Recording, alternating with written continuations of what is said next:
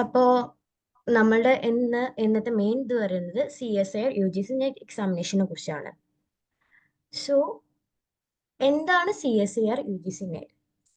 അപ്പോ ഇവിടെ like participate ചെയ്യുന്ന എല്ലാവരും മേ ബി MSc കഴിഞ്ഞവരാവാം, അല്ലെങ്കിൽ MSc ചെയ്തുകൊണ്ടിരിക്കുന്നവരാവാം. അപ്പോൾ ഈ CSIR UGC നെറ്റ് എക്സാം എന്ന് പറയുന്നത് like CSIR and UGC bodies combine ചെയ്ത് നടത്തുന്ന ഒരു ക്വാളിഫയിങ് എക്സാംസ് ആണ്. എസ്പെഷ്യലി നമ്മൾ സയൻസ് ഓറിയന്റഡ് ആയിട്ടുള്ള സ്റ്റുഡൻസിന് വേണ്ടിയിട്ടുള്ളത്. അപ്പോ ഇത് മെയിൻ ആയിട്ട് വരുന്നത് MSc കംപ്ലീറ്റ് ചെയ്തവർക്കുള്ളതാണ്. ബട്ട് MSc ഇപ്പൊ ചെയ്തുകൊണ്ടിരിക്കുന്നവർക്കും എഴുതാവുന്ന ഒരു എക്സാം ആണ്. ഇനി ഈ എക്സാമിന്റെ പേർപ്പസ് എന്താന്ന് വെച്ചാൽ ലൈക്ക് നമ്മൾ JRF ആൻഡ് ലെക്ചർഷിപ്പിലോട്ടുള്ള ഒരു കടമ്പയാണിത്. ഓക്കെ, ഓഡിബിൾ അല്ലേ? Hello. Yes, madam. Yes. Okay. ഇനി ഈ CSIR നെറ്റ് നമ്മൾ ഇൻക്ലൂഡ് ചെയ്ത സബ്ജക്ട്സ് ഏതൊക്കെയാണ്?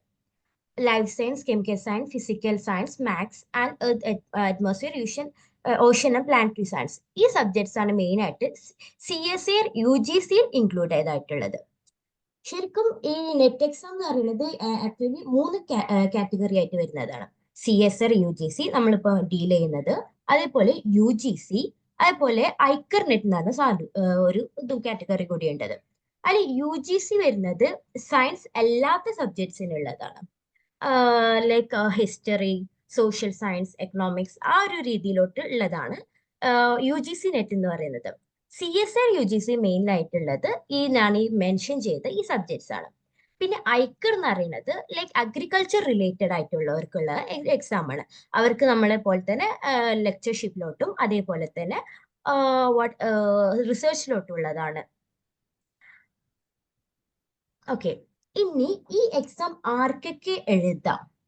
ഇതിൽ മെയിൻ ഞാൻ ഓൾറെഡി മെൻഷൻ ചെയ്ത പോലെ തന്നെ MSc കഴിഞ്ഞവർക്ക്.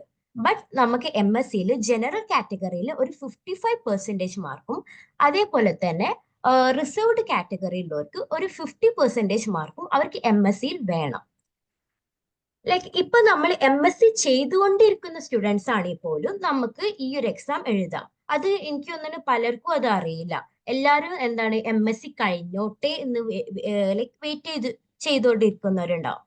പക്ഷെ നമ്മൾ MSc ചെയ്തുകൊണ്ടിരിക്കുമ്പോൾ തന്നെ നമുക്ക് ഈ എക്സാം എഴുതാവുന്നതാണ്. ലൈക്ക് ഇപ്പോ ഞാൻ പഠിച്ചത് ജാമ്യയിലാണ്, ലൈക്ക് ഡൽഹി ബേസ്ഡ് കോളേജ്, ഡൽഹിയിലുള്ള കോളേജാണ്. അവിടെ എന്നൊക്കെ പറഞ്ഞാല് നമ്മൾ സ്റ്റുഡൻസ് കൂടുതൽ ലൈക്ക് എന്താണ് ഈ ഒരു കോമ്പറ്റേറ്റീവ് എക്സാം ഓറിയന്റേറ്റഡ് ആയിട്ടുള്ളവരാണ്. ഇപ്പൊ നമ്മള് ലൈക്ക് ബ്രേക്ക് കിട്ടിയാലോ എല്ലാവരും റീഡിംഗ് റൂമിൽ ഉണ്ടാവും, ഈ എക്സാംസിന് വേണ്ടി പ്രിപ്പയർ ചെയ്യും. മീൻസ് MSc മുതലേ പ്രിപ്പറേഷൻ സ്റ്റാർട്ട് ചെയ്യുന്നവരുണ്ട്. ജസ്റ്റ് ഒരു ഇതിനു വേണ്ടി പറഞ്ഞാണ്. അതുപോലെ തന്നെ ഇപ്പൊ നമുക്കറിയാം 8 സെമസ്റ്റർ ബാച്ചിലർ ഡിഗ്രി ഉണ്ട്. അപ്പൊ അങ്ങനെയുള്ളവർക്ക് ലൈക്ക് ഒരു മിനിമം 75% മാർക്കാണ് അവർക്ക് വേണ്ടത്. ഇനിയിപ്പോ ഇപ്പൊ നമ്മൾ MSc കഴിഞ്ഞ് ഇപ്പൊ MSc എഴുതിക്കൊണ്ടിരിക്കുമ്പോ തന്നെ നമ്മൾ നെറ്റ് ക്വാളിഫൈ ചെയ്താലും നമ്മൾ എന്ത് ചെയ്യണം? 2 വർഷത്തിനുള്ളിൽ നമ്മൾ MSc കംപ്ലീറ്റ് ചെയ്യണം. എന്നാലേ നമ്മൾ ഈ ഒരു ലൈക്ക് നമുക്ക് നെറ്റ് കിട്ടിയിട്ടുണ്ടെങ്കിലും അതിന് എലിജിബിൾ ആണെന്ന് പറയാൻ പറ്റുള്ളൂ. അതേപോലെ തന്നെ ഇപ്രാവശ്യം വന്ന ഒരു പുതിയ കാറ്റഗറിയാണ് PhD ഉള്ളി. അപ്പൊ മുമ്പൊക്കെ ഈ നെറ്റ് എക്സാം എന്ന് പറയുമ്പോൾ പ്രൈമറിലി 2 കാറ്റഗറിയാണ് അതിൽ ക്വാളിഫൈ ആയിട്ട് വരുന്നത്. ഒന്ന് JRF ഒള്ളി, അല്ലെങ്കിൽ means JRF plus lectureship only, അല്ലെങ്കിൽ നെറ്റ് ഒള്ളി. ഈ നെറ്റ് ഒള്ളി എന്ന് പറഞ്ഞാൽ നമുക്ക് ഈ ഒരു ക്വാളിഫിക്കേഷൻ ഉണ്ടെങ്കിൽ നമുക്ക് എന്ത് ചെയ്യാം? നമുക്ക് കോളേജുകളിലേക്ക് അസിസ്റ്റന്റ് പ്രൊഫസേഴ്സ് ആയിട്ട് ജോയിൻ ചെയ്യാം. പക്ഷെ ഇപ്പൊ എങ്ങനെയാന്ന് വെച്ചാല് ലൈക്ക് ഒരു PhD ഉണ്ടെങ്കിലേ നമുക്ക് കുറച്ചുകൂടി വാല്യൂ ഉള്ളൂ. നമ്മളൊരു ഇന്റർവ്യൂ ബോർഡിലൊക്കെ ഇരിക്കുമ്പോൾ ഒരു PhD മസ്റ്റ് ആണ് എന്നുള്ളൊരു കാര്യം ഇപ്പൊ വരുന്നുണ്ട്. ഞാൻ ജസ്റ്റ് ഒരു ഇൻഫർമേഷന് വേണ്ടി പറഞ്ഞു എന്നേ ഉള്ളൂ. Okay, back to topic. Okay, category 1 എന്ന് പറയുന്നത് JRF plus lectureship. JRF plus lectureship എന്ന് പറഞ്ഞാല് നമുക്ക് അസിസ്റ്റന്റ് പ്രൊഫസേഴ്സ് ആയിട്ട് നമുക്ക് ഏതിൽ കോളേജിൽ കയറുകയും ചെയ്യാം. അതേപോലെ തന്നെ നമ്മൾ ഒരു ഫെലോഷിപ്പ് ഹോൾഡർ ആണ്. മീൻസ് നമുക്ക് ഈ CSIR UGC ബോഡി നമ്മൾ റിസർച്ച് ചെയ്യുമ്പോൾ നമുക്ക് ഫെലോഷിപ്പ് വരും. ഈ ഫെലോഷിപ്പ് എമൗണ്ടും കാര്യങ്ങളും ഞാൻ പറയാം, ലൈക്ക് ആ ഡീറ്റെയിലോട്ട് പറയാം. പിന്നെ ഈ പുതിയതായിട്ട് കഴിഞ്ഞ നെറ്റ് മുതൽ ആഡ് ചെയ്ത സാധനമാണ് PhD ഒള്ളി. PhD ഒള്ളി എന്ന് പറയുന്നത് എന്താ വെച്ചാല്, ഇപ്പോ ഇതിനു മുമ്പൊക്കെ ഈ ഓരോ യൂണിവേഴ്സിറ്റീസിനും അല്ലെങ്കിൽ ഓരോ കോളേജസും അവരുടേതായിട്ടുള്ള എക്സാംസ് നടത്തായിരുന്നു ഈ PhD ക്വാളിഫിക്കേഷന് വേണ്ടി. എന്നിട്ട് ആ ക്വാളിഫൈ ചെയ്തിട്ട് അവരുടെ യൂണിവേഴ്സിറ്റി ഫണ്ട് തന്നെ പ്രൊവൈഡ് ചെയ്യും. അത് JRFന്റെ എമൗണ്ടിന്റെ അത്ര ഉണ്ടാവില്ല, ഒരു ലെസർ എമൗണ്ട് ആവും. എന്നാലും നമുക്ക് ലൈക്ക് കുഴപ്പമില്ല, അത്ര എമൗണ്ട് ഉണ്ടാവും. പക്ഷേ കഴിഞ്ഞ പ്രാവശ്യം മുതല് CSA UGC എന്ത് പറഞ്ഞു വെച്ചാല്, ലൈക്ക് ഈ നെറ്റ് എക്സാമിൽ നിന്ന് തന്നെ ഒരു PhD ക്വാളിഫിക്കേഷൻ കട്ട് ഓഫ് അവർ തീരുമാനിച്ചു. ഈ PhD ക്വാളിഫിക്കേഷൻ കട്ട് ഓഫ് ഉള്ളവർക്ക് മാത്രമാണ് നമ്മളുടെ ഈ ലൈക്ക് സാധാ യൂണിവേഴ്സിറ്റീസ് ഓർ കോളേജസിൽ PhD ചെയ്യാൻ പറ്റുള്ളൂ. ആ ഒരു നിയമം വന്നിട്ടുണ്ട്. ഈ കട്ട് ഓഫ് എന്ന് പറയുന്നത്, ഈ കട്ട് ഓഫ് ഡീറ്റെയിൽസ് എങ്ങനെയാണെന്ന് വെച്ചാൽ ഹയർ കട്ട് ഓഫ് JRF, പിന്നെ നെറ്റ്, അതിന് താഴെയാണ് PhD ഒള്ളി എന്നുള്ള കാറ്റഗറി വരുന്നത്. ഇനി PhD ഒള്ളിയിലെ ഒരു ശ്രദ്ധിക്കേണ്ട കാര്യം എന്താ വെച്ചാൽ, നേരത്തെ ഞാൻ പറഞ്ഞ് നമ്മൾ MSc പഠിച്ചുകൊണ്ടിരിക്കുമ്പോൾ നമുക്ക് നെറ്റ് കിട്ടിയാൽ തന്നെ 2 വർഷം കൊണ്ട് നമ്മൾ MSc പൂർത്തിയാക്കണം എന്ന് പറഞ്ഞു. അതുപോലെ തന്നെ നമുക്ക് PhD ഒള്ളിയാണ് കിട്ടുന്നതെങ്കിൽ അത് നമ്മൾ 1 വർഷം കൊണ്ട് നമ്മളുടെ മീൻസ് നെറ്റിന്റെ റിസൾട്ട് വന്ന് ആ 1 ഇയർ കൊണ്ട് തന്നെ നമ്മളെ മാസ്റ്റേഴ്സ് ഡിഗ്രി കംപ്ലീറ്റ് ചെയ്യണം. പിന്നെ ഈ JRFന് ഒരു ഏജ് ലിമിറ്റ് ഉണ്ട്. ലൈക്ക് നെറ്റ് എക്സാമിന് നമുക്ക് ലെക്ചർഷിപ്പ് മാത്രമാണ് നമ്മൾ എയിം ചെയ്യുന്നതെങ്കിൽ നമ്മൾ എത്ര ഇയറും ആണെങ്കിലും നമുക്ക് അത് എക്സാം അറ്റൻഡ് ചെയ്യാം. പക്ഷേ നമുക്ക് JRF കിട്ടണമെങ്കിൽ നമ്മൾ എന്ത് ചെയ്യണം, ഒരു അപ്പർ ഏജ് ലിമിറ്റ് ഉണ്ട്, അതാണ് 30 years for generally. Like generally എന്ന് പറയുന്നത് ഇവിടെ ഉദ്ദേശിക്കുന്നത് മെൻ ആണ് പൊതുവെ പറയാം. പിന്നെ ബാക്കിയുള്ള റിസർവ്ഡ് കാറ്റഗറീസിന് means OBC, woman, SC ST അങ്ങനെ കുറെ കാറ്റഗറീസ് ഉണ്ടാവുമല്ലോ, അവർക്ക് ഇത് വരുന്നത് ഒരു 5 ഇയേഴ്സ് റിലാക്സേഷൻ ഉണ്ട്. മീൻസ് ഒരു 35 ഇയേഴ്സ് ആണ് അവർക്ക് വരുന്നത്. നേരത്തെ പറഞ്ഞ പോലെ തന്നെ അസിസ്റ്റന്റ് പ്രൊഫസർഷിപ്പിന് അപ്പർ ഏജ് ലിമിറ്റ് ഇല്ല. ഓക്കെ, ഇനി നമുക്ക് എല്ലാവർക്കും ലൈക്ക് നമ്മള് കൂടുതൽ ഫോക്കസ് ചെയ്യുന്നത് ക്വസ്റ്റ്യൻ പേപ്പറിന്റെ പാറ്റേണിനെ കുറിച്ചാണ്. അപ്പൊ നേരത്തെ ഞാൻ പറഞ്ഞ CSIR UGCയിൽ കെമിസ്ട്രി ഉണ്ട്, ഫിസിക്സ് ഉണ്ട്, മാത്സ് ഉണ്ട്, ലൈഫ് സയൻസ് ഉണ്ട്, അതേപോലെ earth, atmosphere, ocean and planetary എന്നാണ് കാറ്റഗറി ഇതുമുണ്ട്. അപ്പൊ ഈ CSIR UGCയിൽ അണ്ടറിൽ വരുന്ന ഏത് പേപ്പർ ആയാലും 3 പാർട്ടായിട്ടാണ് അവരുണ്ടാവുക.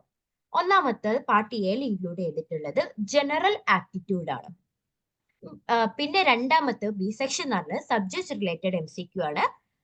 C പാർട്ടിൽ കുറച്ചൊരു ഹയർ ഓർഡർ ക്വസ്റ്റ്യൻസ് ആണ് വരിക. ഈ ഏത് സബ്ജക്റ്റ് ആയാലും അവർക്ക് ടോട്ടൽ മാർക്ക് വരുന്നത് ഒരു 200 ആണ്.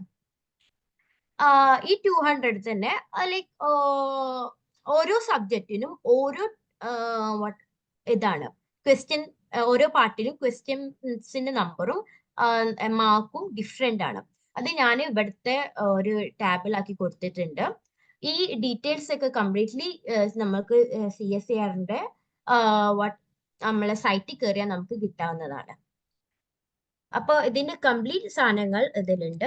ഞാൻ മെയിൻലി കെമിസ്ട്രി ആണ്, സോ വേണമെങ്കിൽ കെമിസ്ട്രിന്റെ ഞാൻ എക്സാമ്പിൾസും കാര്യങ്ങളൊക്കെ പറയുമ്പോൾ മെയിൻലി അതായിരിക്കും പറയുന്നുണ്ടാവുക. ഇപ്പൊ നമ്മൾ കെമിസ്ട്രിനെ കുറിച്ച് ഇതിൽ പറയുകയാണെങ്കിൽ like part A, B, C എന്ന് പറഞ്ഞാൽ 3 പാർട്ടായിട്ടുണ്ട് നേരത്തെ പറഞ്ഞു. അതിൽ ടോട്ടൽ നമ്പർ ക്വസ്റ്റ്യൻസ് പറയുന്നത് പാർട്ട് എയിൽ 20, പാർട്ട് ബിയിൽ 40, പാർട്ട് സിയിൽ 60 ആയിട്ടുണ്ട്. ഈ ലൈക്ക് CSIRന്റെ ഒരു പ്രത്യേകത എന്താ വെച്ചാൽ നമുക്ക് ഒരു പാർട്ടിൽ തന്നെ എല്ലാ ക്വസ്റ്റ്യൻസും അറ്റൻഡ് ചെയ്യണം എന്നില്ല. നമുക്ക് ഒരു ഫിക്സ്ഡ് എമൗണ്ട് ഓഫ് ക്വസ്റ്റ്യൻസ് മാത്രമേ അറ്റൻഡ് ചെയ്യാൻ പാടുള്ളൂ. അതുകൊണ്ട് തന്നെ നമ്മൾ ശ്രദ്ധിക്കേണ്ട ഒരു കാര്യം എന്താ വെച്ചാൽ നമ്മുടെ ടൈം മാനേജ്മെന്റ് ആണ്. ഇപ്പൊ ഞാൻ പലപ്പോഴും ഞാൻ തന്നെ മോക്ക് ടെസ്റ്റും കാര്യങ്ങളൊക്കെ ലൈക്ക് ചെയ്യുമ്പോൾ ഞാൻ എക്സ്പീരിയൻസ് ചെയ്ത കാര്യം എന്താ വെച്ചാൽ നമ്മൾ ഒരു പാർട്ടിൽ കുറേ ക്വസ്റ്റ്യൻസ് കാണുമ്പോൾ നമ്മൾ ലൈക്ക് അതിലോട്ട് തന്നെ കുറേ ഫോക്കസ്ഡ് ആവും. ബട്ട് അത് ശരിക്ക് അങ്ങനെ ചെയ്യാൻ പാടില്ല. നമ്മൾ ടൈം മാനേജ് ചെയ്തിട്ട് വേണം ഓരോ കാര്യം ചെയ്യാൻ. അത് ഞാൻ വേണമെങ്കിൽ ലാസ്റ്റ് പാർട്ടിൽ ഞാനത് പറയാം, അത് ചെറുതായിട്ട് എങ്ങനെ ചെയ്യണം എന്ന്. ലൈക്ക് സിമിലർലി ഫിസിക്കൽ സയൻസിൽ പാർട്ട് എയിൽ 20, 25, 30 ആ രീതിയിലാണ്. അതിലും തന്നെ maximum number of questions attend ചെയ്യുന്നത് ഓരോ സബ്ജക്റ്റിലും ഡിഫറെന്റ് ആണ്.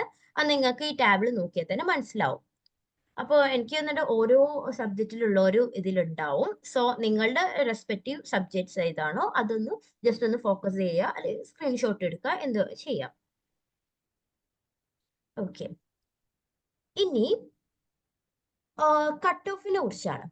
ഈ കട്ട് ഓഫ് എന്ന് പറയുന്നത് ഒരിക്കലും ഒരു ഇയറിൽ ഫിക്സ്ഡ്, ഓരോ ഇയറിലും ഫിക്സ്ഡ് അല്ല. മീൻസ് ഓരോ ഇയറിലും അത് വേരി ചെയ്തുകൊണ്ടിരിക്കും.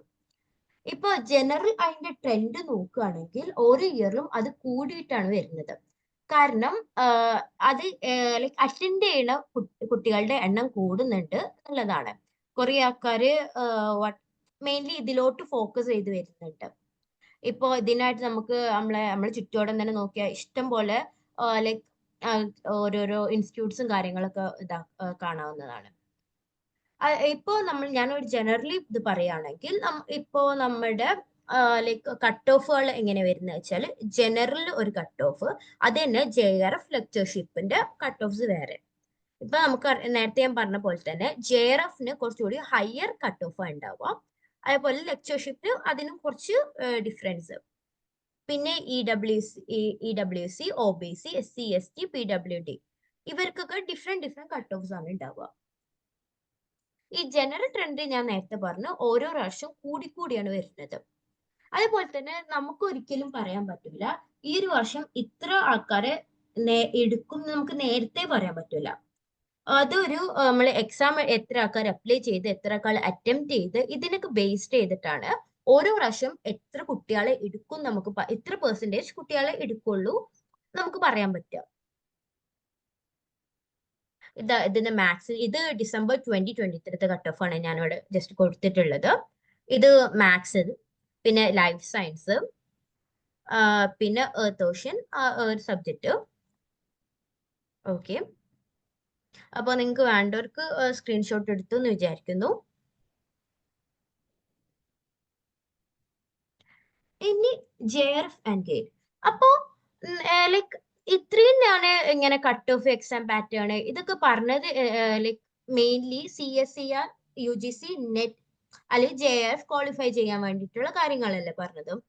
അപ്പൊ ഇത് മെയിൻ ആയിട്ട് നമ്മൾ ഇതാക്കുന്നത് നമുക്ക് JRF വേണം. JRF എന്തിനാണ് മെയിൻ ആയിട്ട്? നമുക്ക് ലൈക്ക് ഏതെങ്കിലും ഒരു കോളേജ് അല്ലെങ്കിൽ യൂണിവേഴ്സിറ്റിയിൽ നമുക്ക് കയറണം.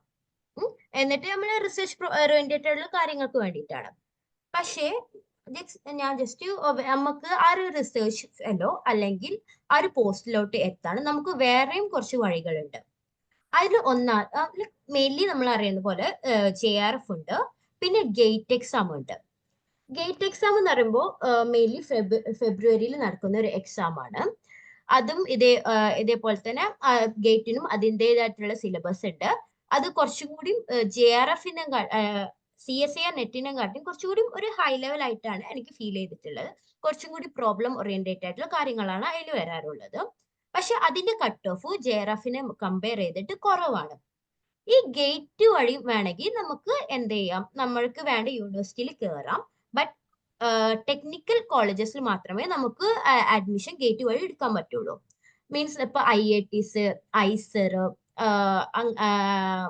നൈസർ അങ്ങനത്തെ കോളേജസിൽ മാത്രമേ നമുക്ക് ലൈക്ക് ഗേറ്റ് വഴി കയറാൻ പറ്റുള്ളൂ. പക്ഷെ JRF ഉണ്ടെങ്കിൽ ആക്ച്വലി JRF എന്ന് പറയുന്നത് എനിക്ക് ഫീൽ ചെയ്ത ഒരു പവർഫുൾ സംഭവം തന്നെയായിട്ടാണ് എനിക്ക് ഫീൽ ചെയ്തത്. ഇപ്പോ നമ്മൾക്ക് ഏതെങ്കിലും ഇന്റർവ്യൂ ബോർഡിലൊക്കെ പോയിരിക്കുകയാണെങ്കിൽ ഇപ്പൊ നമ്മൾ JRF ഹോൾഡർ ആണെന്ന് പറഞ്ഞാൽ ഓക്കെ, അവര് ഇപ്പൊ നമ്മൾ സ്റ്റുഡൻസ് നമ്മളോട് ചോദിച്ചിട്ടുണ്ട്, നിങ്ങൾ എന്തിനാ ഇന്റർവ്യൂ ഇങ്ങനെ അറ്റൻഡ് ചെയ്യുന്നത്, ഏതെങ്കിലും സാറിന് മെയിൽ ചെയ്താൽ മതിയില്ലേ, നിങ്ങൾ ഡയറക്റ്റ് എടുക്കൂലേ എന്നൊക്കെ.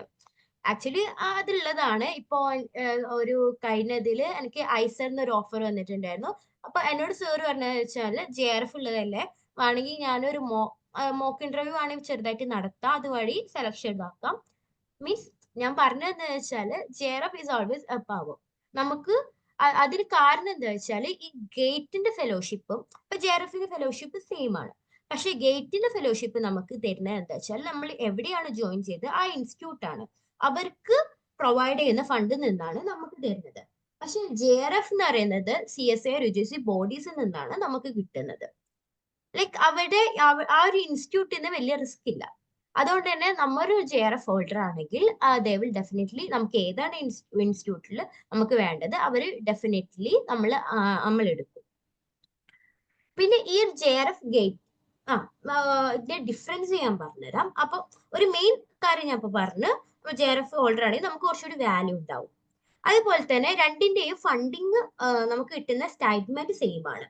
ഇപ്പോ JRF ആണെങ്കിലും ഗേറ്റ് ആണെങ്കിലും നമുക്ക് കിട്ടുന്ന ഫണ്ടിങ് 37, ആദ്യത്തെ 2 വർഷം 37ഉം ബാക്കി 3 വർഷം +5 മീൻസ് 42 ആണ് നമുക്ക് കിട്ടുക, ഫെലോഷിപ്പ് ആയിട്ട് കിട്ടുക. ലൈക്ക് PhD 5 years ആണെന്ന് എല്ലാവർക്കും അറിയാമെന്ന് ഞാൻ വിചാരിക്കുന്നു. ഓക്കെ, ഇനി ലൈക്ക് JRF ആയാലും ഗേറ്റ് ആയാലും ലൈക്ക് ഏതായാലും നമുക്ക് ഒരു 2 years കഴിഞ്ഞ് നമുക്ക് ഒരു SRF പൊസിഷനിലോട്ട് നമ്മൾ അപ്ഗ്രേഡ് ചെയ്യും.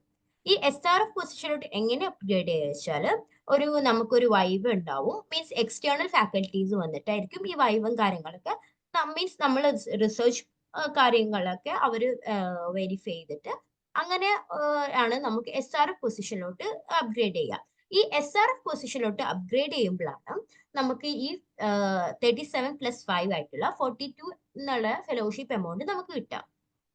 ഇനി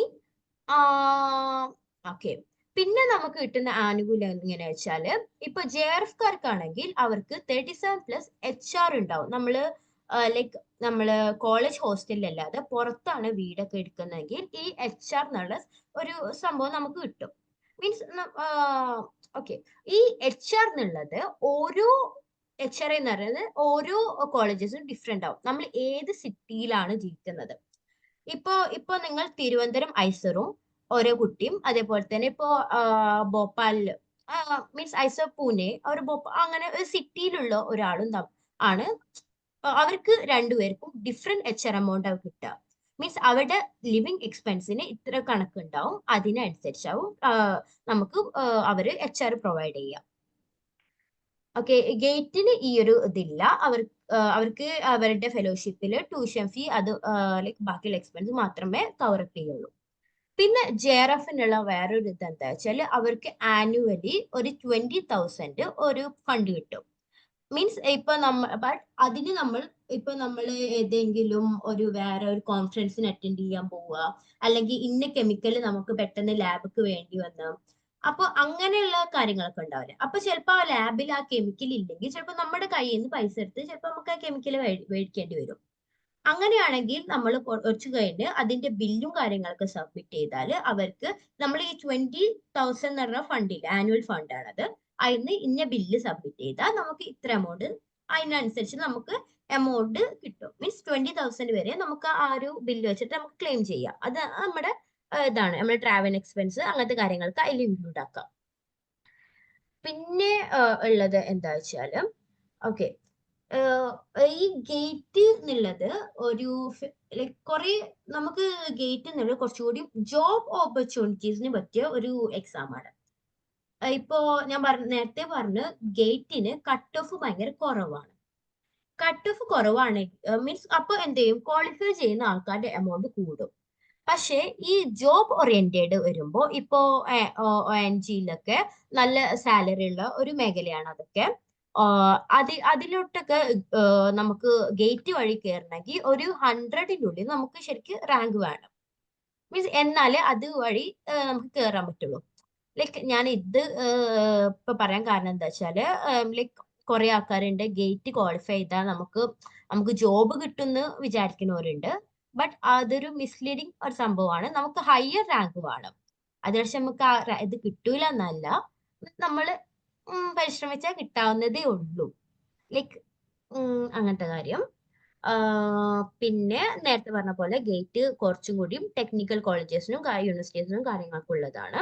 ഈ ഗേറ്റ് വഴി ഒരിക്കലും നമ്മൾ നമ്മുടെ സാധാ കോളേജസിൽ ഇപ്പോ ഫറൂഖ് അങ്ങനത്തെ സാധാ യൂണിവേഴ്സിറ്റീസിലോ അങ്ങനത്തെ ഒന്നും കയറാൻ പറ്റൂല. അതിന് നമ്മൾ JRFനെ വേണം, അല്ലെങ്കിൽ നമ്മൾ PhD ക്വാളിഫൈ ചെയ്തിട്ട് നമുക്ക് അവരുടെ യൂണിവേഴ്സിറ്റി നമുക്ക് ഫണ്ട് പ്രൊവൈഡ് ചെയ്യണം. പിന്നെ അതേപോലെ തന്നെ വേറെ പാത്ത് നമുക്കൊരു റിസർച്ച് ഫെലോ ആവാനുള്ള വേറെ പാത്ത് എന്ന് പറയുമ്പോൾ ഇപ്പൊ നിങ്ങൾക്ക് ഇൻസ്പയർ ഉണ്ടെങ്കിൽ ഇൻസ്പയർ വഴി നിങ്ങൾക്ക് വേണമെങ്കിൽ ഈ ഒരു ഇതിലോട്ട് കയറാം.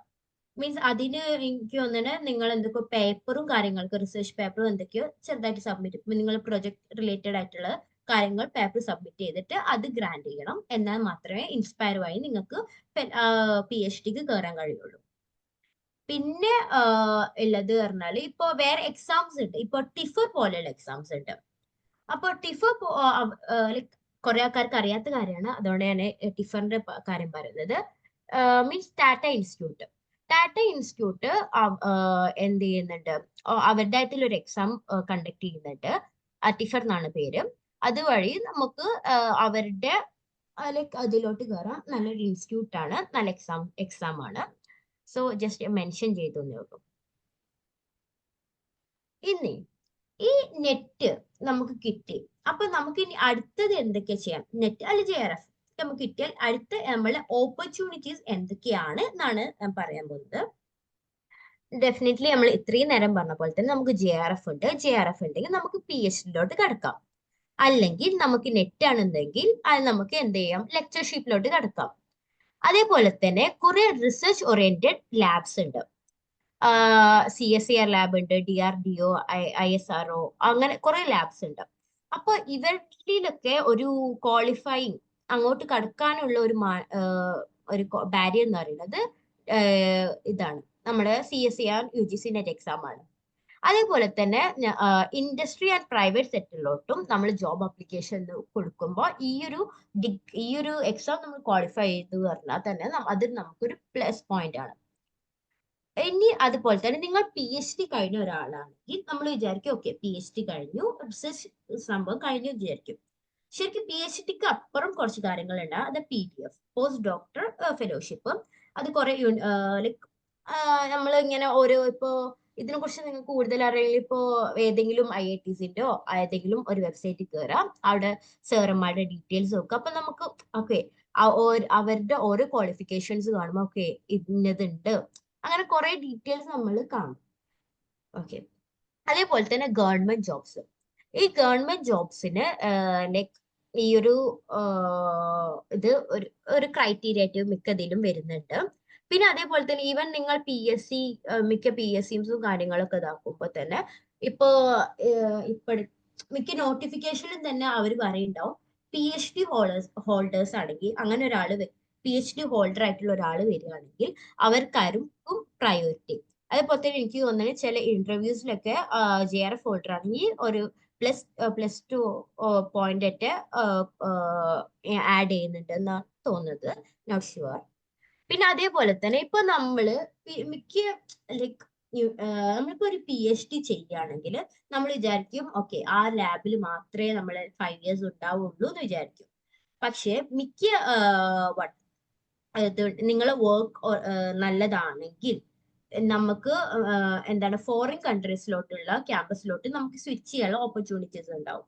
ഇപ്പൊ എൻ്റെ ഫ്രണ്ട് ഉണ്ട്, അവന് ഇവിടെ IIT ആണ്, അവന്റെ 3 years അവന് അവിടെയാണ് ഇത് ചെയ്തത്, PhD ചെയ്തത്. പിന്നെ അവന് ജർമ്മനിലോട്ട് ഷിഫ്റ്റ് ചെയ്തു അവന്റെ ബാക്കി റിസർച്ച് ഇതിന് വേണ്ടിയിട്ട്. മീൻസ് ലൈക്ക് നമുക്ക് കുറെ ഓപ്പർച്യൂണിറ്റീസ് ഉണ്ട് എക്സ്പ്ലോർ ചെയ്യാൻ, അതാണ് ഞാൻ മീൻ ചെയ്തത്. പിന്നെ അതേപോലെ തന്നെ നമ്മളിപ്പോ ഒരു PhDക്ക് വേണ്ടി അല്ലെങ്കിൽ CSIR UGC ഇതിന് വേണ്ടി പഠിക്കുകയാണെങ്കിൽ നമുക്ക് കുറെ ബെനിഫിറ്റ്സ് ഉണ്ട്. ഇപ്പോ ബാർക്ക് പോലെയുള്ള എക്സാംസ് നമുക്ക് ക്വാളിഫൈ ചെയ്യാം. അത് മീൻസ് ഇപ്പോ എൻ്റെ ഫ്രണ്ട് ഇതേപോലെ തന്നെ ബാർക്ക് എക്സാം ക്വാളിഫൈ ചെയ്തിട്ട് ഇപ്പോ സയന്റിഫിക് ഓഫീസറായിട്ട് വർക്ക് ചെയ്യുന്നുണ്ട്. മീൻസ് നമുക്ക് ഡിഫറെന്റ് ഒരു ഇതിനു വേണ്ടി പഠിക്കുക എന്ന് പറയുന്നത് നമ്മളൊരു നോളജ് ഗെയിൻ തന്നെയാണ്. സോ ആ നോളജ് യൂസ് ചെയ്തിട്ട് നമുക്ക് പല കോമ്പറ്റേറ്റീവ് എക്സാംസും നമുക്ക് ക്രാക്ക് ചെയ്യാൻ പറ്റും. ഓക്കെ. ഇനി അപ്പൊ ഞാൻ ഇത്രയും നേരം എന്താണ് ലൈക്ക് വാട്ട് ഇതിന്റെ ക്വസ്റ്റ്യൻ പാറ്റേണിനെ കുറിച്ച്, അതേപോലെ തന്നെ ഇത് കഴിഞ്ഞാൽ എന്ത്, ഇതിനെ കുറിച്ചൊക്കെയാണ് പറഞ്ഞത്. ഇനി എങ്ങനെയാണ് നമ്മൾ പഠിക്കേണ്ടത്, ലൈക്ക് ഇതായിരിക്കും മിക്ക ആൾക്കാർക്കുള്ള ഒരു ലൈക്ക് കൺഫ്യൂസ്ഡ് ആയിട്ടുള്ള കാര്യം. എന്താണ് പഠിക്കേണ്ടത്, എങ്ങനെയാ പഠിക്കേണ്ടത്. മേ ബി ചിലവരൊക്കെ ഒരു 3 months 4 months മുമ്പായിരിക്കും ചിലപ്പോൾ പ്രിപ്പറേഷൻ ഒക്കെ തുടങ്ങിയിട്ടുണ്ടാവാം. എന്നിട്ട് അവരിങ്ങനെ ആലോചിക്കും, ഓക്കെ ഇനിയിപ്പോ എന്താ, എവിടുന്നാ സ്റ്റാർട്ട് ചെയ്യുക എന്നൊക്കെ. സോ അപ്പോ അതിന് ഫസ്റ്റ് പറയേണ്ടത് എന്താ വെച്ചാലും, ഈ ഈ CSA UGC അല്ലെങ്കിൽ ഈ നെറ്റ് എക്സാം എന്ന് പറയുമ്പോൾ അവർക്ക് പ്രോപ്പർ ആയിട്ടുള്ള സിലബസ് ഉണ്ട്. അത് നിങ്ങൾ അവരുടെ സൈറ്റ് വിസിറ്റ് ചെയ്താൽ തന്നെ നമുക്ക് അവരുടെ പ്രോപ്പർ സിലബസ് കിട്ടും.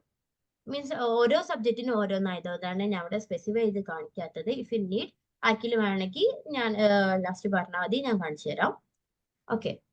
അപ്പോ ഓരോ സബ്ജക്റ്റിനും ഓരോ സിലബസ് ഉണ്ട്. അപ്പോ ഞാനിപ്പോ കെമിസ്ട്രി എക്സാമ്പിൾ ആയിട്ട് പറയുകയാണ്, എനിക്ക് കുറച്ച് ഡീറ്റെയിൽഡ് ആയിട്ട് അതറിയാം. സോ ഞാനത് എക്സാമ്പിൾ ആയിട്ട് എടുക്കണം. അപ്പോൾ കെമിസ്ട്രിയുടെ സിലബസ് നോക്കുകയാണെങ്കിൽ 3 കാറ്റഗറി അല്ലെങ്കിൽ 3ആയിട്ടാണ് ഡിവൈഡ് ചെയ്തിട്ടുള്ളത്: ഇനോർഗാനിക്, ഓർഗാനിക്, ഫിസിക്കൽ. അപ്പോ ഞാൻ എന്താ ചെയ്തത് വെച്ചാൽ ആദ്യം സിലബസ് നോക്കി. അപ്പൊ നമുക്ക് നമ്മളെ തന്നെ ഒരു ഇത് വേണം.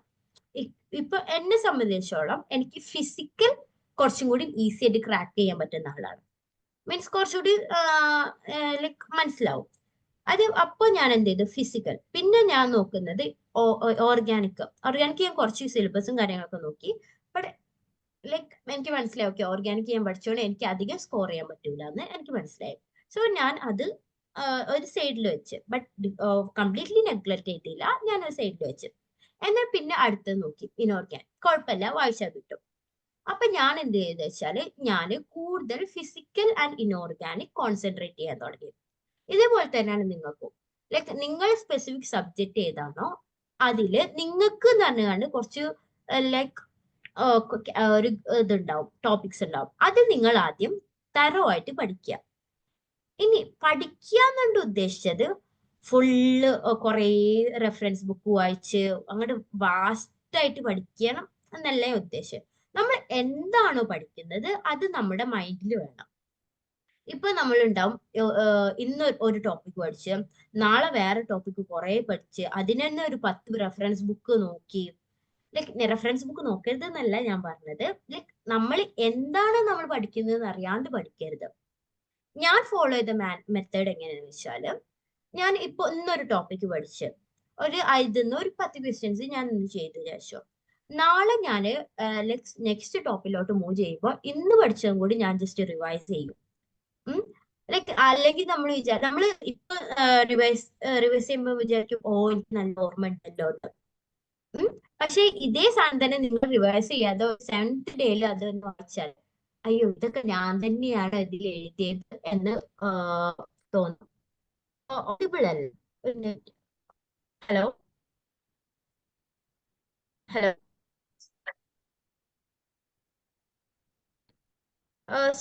ഓഡിയോ ഓഡിബിൾ അല്ല.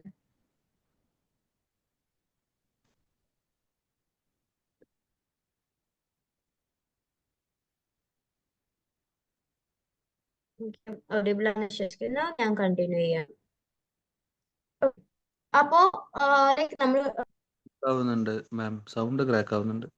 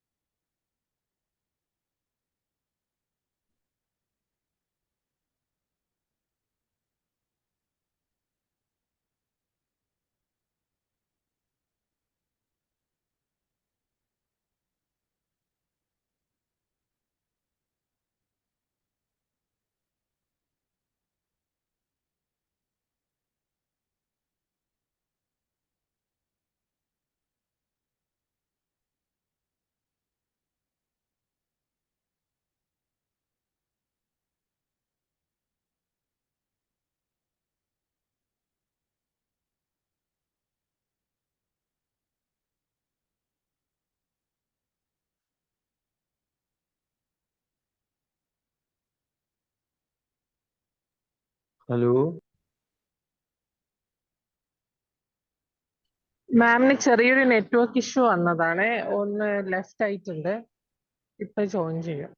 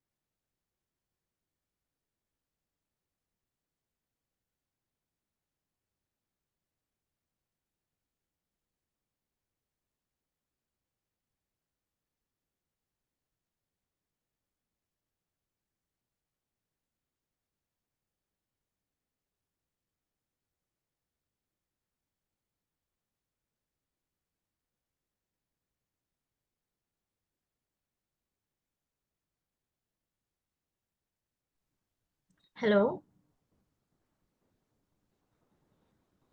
ഹലോ മാം ഓഡിയബിൾ ആണ്. ഓക്കെ സോറി, കുറച്ച് നെറ്റ്വർക്ക് ഇഷ്യൂ ഉണ്ടായി. So sorry. ഓക്കെ, നമുക്ക് കണ്ടിന്യൂ ചെയ്യാം.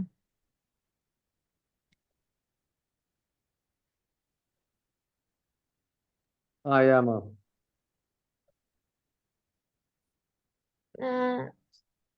സ്ക്രീൻ വിസിബിൾ ആണോ?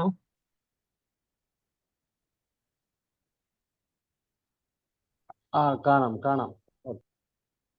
ഓക്കെ ഓക്കെ അപ്പൊ നമ്മൾ പറഞ്ഞത് ഹൗ ടു സ്റ്റഡി എന്നുള്ളതാണ് നമ്മൾ ഇമ്പോർട്ടൻറ്റ്. ഇത് വന്നപ്പോഴാണ് ഇതായത്. I M so sorry.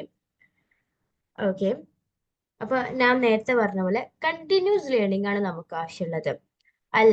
അതെ, അല്ലാണ്ട് ലൈക്ക് കുറേ പഠിച്ചുകൊണ്ട് നമുക്ക് ഒരിക്കലും ഈ എക്സാം എന്നല്ല, ഏത് എക്സാം ആയാലും ക്രാക്ക് ചെയ്യാൻ പറ്റുന്ന എന്റെ പേഴ്സണൽ എക്സ്പീരിയൻസിൽ നിന്ന് എനിക്ക് ഇതുവരെ തോന്നിയിട്ടില്ല. ലൈക് നമ്മൾ കയ്യിൽ എന്താ ഉള്ളത് അത് നമ്മൾ തറവെക്കുക. അതാണ് ശരിക്കും വേണ്ടത്.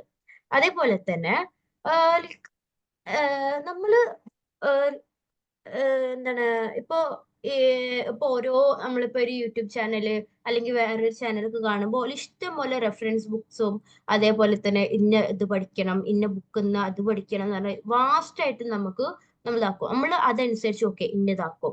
അത് എന്നിട്ട് ഒരു 5 ദിവസം 5 ദിവസം അതിന്റെ മേലെ സ്പെൻഡ് ചെയ്യും. പിന്നെ ലൈക്ക് 6th ഡേ എന്താ വായിച്ചു വെച്ചാ ആ അറിയില്ല, എന്തൊക്കെയോ വായിച്ച് ലൈക്ക് മോസ്റ്റ് ഓഫ് ദി ആൾക്കാരിൽ നിന്ന് വരുന്ന റിപ്ലൈ ആണ്. പക്ഷെ അതിന് വെച്ചിട്ട് അത് ഫുള്ളി നെഗറ്റീവ് ആണെന്ന് ഞാൻ പറയുന്നില്ല. ലൈക്ക് അത് നമ്മൾ ഫസ്റ്റ് ഓഫ് ഓൾ നമ്മുടെ കാപ്പബിലിറ്റി എന്താണോ അതാണ് മനസ്സിലാക്കേണ്ടത്. ലൈക്ക് ചിലവർക്ക് ഉണ്ടാവും ഓക്കെ ഷോർട്ട് നോട്ട്സ് വായിച്ചാലാവും അവർക്ക് പെട്ടെന്ന് ലൈക്ക് കാര്യങ്ങൾ കയറുക. അല്ലെങ്കിൽ ചിലവർക്ക് ഡീറ്റെയിൽഡ് ആയിട്ട് പഠിക്കേണ്ടി വരും. അപ്പൊ ഈ ഡീറ്റെയിൽഡ് ആയിട്ട് പഠിക്കേണ്ടി വരുന്ന ആൾക്കാരോട് ലൈക്ക് എനിക്ക് പറയാൻ എന്താ വെച്ചാല് നിങ്ങൾ മുമ്പിൽ എത്രയാണോ ടൈം ഉള്ളത് അത് ആദ്യം ലൈക്ക് കാൽക്കുലേറ്റ് ചെയ്ത് വെക്കുക. ഇപ്പോ ഒരു 1 ഇയർ അല്ലെങ്കിൽ 6 months ഒക്കെ ഉണ്ടെങ്കിൽ മേ ബി നിങ്ങൾക്ക് ഡീറ്റെയിൽഡ് ആയിട്ട് പഠിക്കാനുള്ള ടൈം ഉണ്ടാവും. ഇപ്പോ നമ്മൾ മുമ്പിൽ ഒരു 2 മാസമുള്ളൂ എന്നിട്ട് പറയാണ് ഓക്കെ എനിക്ക് ഇതിന്റെ ബേസ് മുതൽ ഭയങ്കര ഡീറ്റെയിൽഡ് ആയിട്ട് പഠിക്കണം എന്നൊക്കെ ഒരു ടോപ്പിക് തുടങ്ങിയ like you will be stuck on that topic only. എന്താണ് ലൈക്ക് നമ്മളെ കാപ്പബിലിറ്റി പ്ലസ് നമ്മളുടെ മുമ്പിലുള്ള ടൈം ഇത് രണ്ടും നമ്മൾ എപ്പോഴും കൺസിഡർ ചെയ്യണം. ഇനി പറയാൻ ഇതുള്ളത് എന്താ വെച്ചാൽ അപ്പൊ നമ്മൾ സിലബസ് എന്താ നോക്കി ആ സിലബസിൽ നിന്ന് നമുക്ക് ഏതാണോ ക്രാക്ക് ചെയ്യാൻ പറ്റുന്നത് അത് ഏതാണ് നമ്മൾ ചൂസ് ചെയ്യുക. പിന്നെ ആ ചൂസ് ചെയ്ത ടോപ്പിക്സ് നമ്മൾ റിപ്പീറ്റഡ് ആയിട്ട് പഠിക്കുക. ഇപ്പോ ഞാൻ പറഞ്ഞില്ലേ ഞാൻ ഫോളോ ചെയ്തത് എന്താ വെച്ചാൽ ഒരു ദിവസം പഠിക്കുന്നു, പിറ്റേ ദിവസം അതും കൂടി ഇൻക്ലൂഡ് ചെയ്ത് പഠിക്കുന്നു, പിറ്റേ ദിവസം പിന്നെ അടുത്ത ദിവസം മൂവ് ചെയ്യുമ്പോൾ ഈ രണ്ട് പഠിച്ചതും കൂടി ഒന്ന് ജസ്റ്റ് മറിച്ചു വെക്കുന്നു. ലൈക്ക് നമ്മൾ വിചാരിക്കും ഓ ഇതിന് കുറെ ടൈം എടുക്കുമല്ലോ എന്ന് വിചാരിക്കും. ബട്ട് നമ്മൾ നോട്ട് ചെയ്യേണ്ട കാര്യം എന്താ വെച്ചാൽ ഫസ്റ്റ് ഡേ സെക്കൻഡ് ഡേ നമ്മൾ ഫസ്റ്റ് ഡേക്ക് വേണ്ടി സ്പെൻഡ് ചെയ്ത ടൈമില്ലേ അത്ര ടൈം നമുക്ക് തേർഡ് ഡേക്ക് വേണ്ടി വരില്ല. ബട്ട് അത് നമ്മൾ മെമ്മറിയിൽ സ്റ്റിക്ക് ചെയ്ത് ലൈക്ക് നന്നായി സ്റ്റിക്ക് ചെയ്തിട്ടുണ്ടാവും. അതുപോലെ തന്നെ ഞാൻ ഈ റിവൈസ് ചെയ്യാ ഓക്കെ നമ്മള് ഇപ്പൊ ഒരാളോട് നമ്മളൊരു സാധനം റിവൈസ് ചെയ്യാൻ പറഞ്ഞാൽ നമ്മൾ ആദ്യം എന്താ ആ ഒരു ബുക്ക് എവിടെയാണ് ലൈക്ക് ആ ഒരു ബുക്ക് എടുക്കുന്നു, ആ ഒരു ടോപ്പിക് എവിടെ നോക്കുന്നു, അത് 4 വട്ടം അങ്ങോട്ടും ഇങ്ങോട്ടും മറിച്ച് വെക്കുന്നു. ആക്ച്വലി അങ്ങനെ ചെയ്യാന്നറിയുന്നത് ലൈക്ക് നമ്മളെ തന്നെ പറ്റിക്കുന്ന പോലെയാണ് ഉള്ളത്. വെച്ചാല് ഓക്കെ ഇത് എനിക്കറിയാം, കണ്ടോ ഞാൻ മറിച്ച് നോക്കിയപ്പോ ഇതെല്ലാം എനിക്ക് ഓർമ്മ വന്നത്, ഇത് എനിക്കറിയാം, ഓക്കെ നമ്മള് മൈൻഡ് ഫിക്സ് ചെയ്ത് ഇനി പിന്നെ അത് നോക്കേണ്ടേ ആവശ്യമില്ല എന്ന് നമ്മൾ വിചാരിക്കണം. പക്ഷെ അങ്ങനെയല്ല നമ്മൾ ഓരോ ടോപ്പിക്സ് റീകോൾ ചെയ്യേണ്ടത്. ജസ്റ്റ് നിങ്ങളെ ലൈക്ക് കണ്ണു കൂട്ടുക, എന്നിട്ട് ഓരോ ഇതും നമ്മൾ ആലോചിച്ച് നോക്കുക. ഓക്കെ ഇന്ന ടോപ്പിക്കിൽ ഇന്നതാണ് പറയുന്നത്, ഇത് ഓരോന്നും ഇതാക്കാം. ഇത് നമ്മൾ ചിലപ്പോ ആദ്യമൊക്കെ ഇങ്ങനെ ചെയ്യുമ്പോൾ ഭയങ്കര ടൈം കൺസ്യൂം ആണെങ്കിലും ഇത് നമ്മൾ ഒരു പേഴ്സണലി നമ്മൾക്ക് ഉണ്ടാക്കുന്ന ഒരു കോൺഫിഡൻസ് എന്ന് പറയുന്നത് ഭയങ്കരമാണ്. ലൈക്ക് ഇന്നത് എനിക്കറിയാം ഓക്കെ അതുകൊണ്ട് തന്നെ ആ കോൺഫിഡൻസ് ഉണ്ടായതുകൊണ്ട് തന്നെ നമുക്ക് അടുത്ത ടോപ്പിക്കിലോട്ട് ഷിഫ്റ്റ് ചെയ്യാനുള്ള ഒരു ലൈക്ക് കോൺഫിഡൻസ് കൂടിയാണ് നമുക്ക് ഉണ്ടാവുക. അല്ലെങ്കിൽ നമ്മൾ എന്താ ചെയ്യുക വെച്ചാൽ ഈ ടോപ്പിക് അത് പഠിച്ചോ വെച്ചാൽ പഠിച്ചു, ഇപ്പൊ ഓർമ്മ ഉണ്ടോ വെച്ചാൽ ചെറുതായിട്ട്, പിന്നെ അടുത്ത ടോപ്പിക് ഇതാക്കുമ്പോൾ നമുക്ക് വേവലാതെയാവും, ഓ അതെനിക്ക് ഓർമ്മയില്ല, പിന്നെ ഇതും ഞാൻ എന്തിനാ പഠിക്കുന്നത്, ഇത് എനിക്ക് ഓർമ്മ ഉണ്ടാവില്ലല്ലോ. ലൈക്ക് ഞാൻ കുറച്ച് ഇതായിട്ട് പറഞ്ഞത് ഞാൻ എക്സ്പീരിയൻസ് ചെയ്ത കാര്യങ്ങളാണ് ഞാൻ പറഞ്ഞത്. ഓക്കെ പിന്നെ വേറെ ഇതെന്താ വെച്ചാല് ഇപ്പൊ നമ്മള് ഒരു എക്സാമിന് വേണ്ടി പഠിക്കുകയാണെങ്കിൽ നമ്മള് എന്താ ബാക്കിയുള്ളവരായിട്ട് നമ്മൾ കമ്പയർ ചെയ്യാൻ പാടില്ല.